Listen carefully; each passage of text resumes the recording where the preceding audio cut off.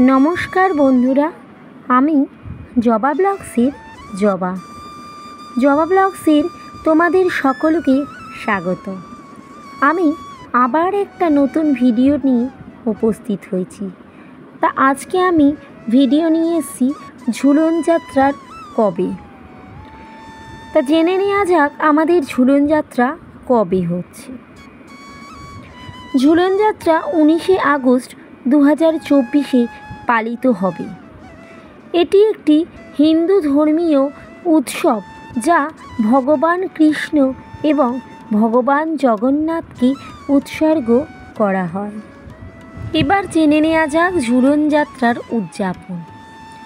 এটি উত্তরপ্রদেশের মথুরা এবং বৃন্দাবন শহরগুলির পাশাপাশি পশ্চিমবঙ্গের মায়াপুরে, যেখানে ইসকনের বিশ্ব সদর দপ্তর অবস্থিত, সেখানে অত্যন্ত আড়ম্বর ও আনন্দের সাথে পালিত হয়।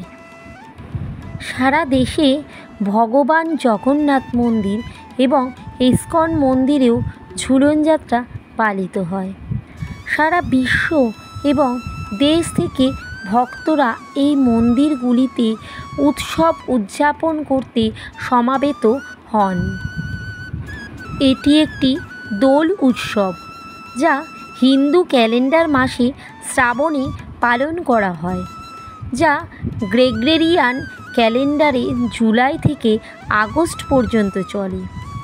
এটি চাঁদের মোমো পর্যায় শুক্লপক্ষের 11তম দিন শুরু হয় এবং শ্রাবণ পূর্ণিমার দিনে শেষ হয়। ঝুলন যাত্রা উৎসব বৃন্দাবনে ভগবান শ্রীকৃষ্ণের যৌবনে খেলা উদযাপন করে, যেখানে বিশ্বাস করা হতো যে তিনি তার সহধর্মিণী রাধা এবং তাদের বন্ধু গোপী এবং গোপদের সাথে দোলনায় দোলেন।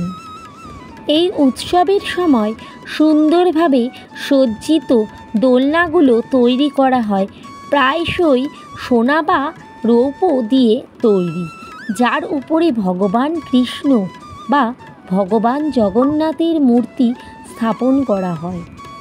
এর পাশে রাধার মূর্তিও স্থাপন করা হয়েছে। এদিক ওদিক দোলনা দোলাতে থাকে ভক্তদের গান ও নৃত্যের তালে তালে।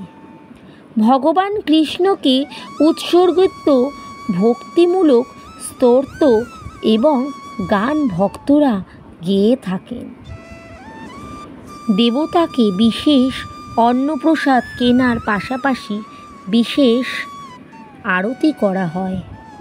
কিছু মন্দিরে শুধুমাত্র একদিনের জন্য ঝুলন যাত্রা উৎসব পালন করা হলেও অন্যান্য মন্দিরে একাদশীর দিন থেকে পূর্ণিমার দিন পর্যন্ত পালন করা হয়, যা শ্রাবণ মাসে 5 দিন ধরে চলে।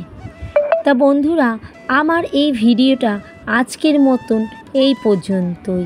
আমার ভিডিওটা যদি ভালো লেগে থাকে অবশ্যই লাইক, কমেন্ট, শেয়ার আর সাবস্ক্রাইব করে পাশে থাকবেন। রাধে রাধে বন্ধুরা।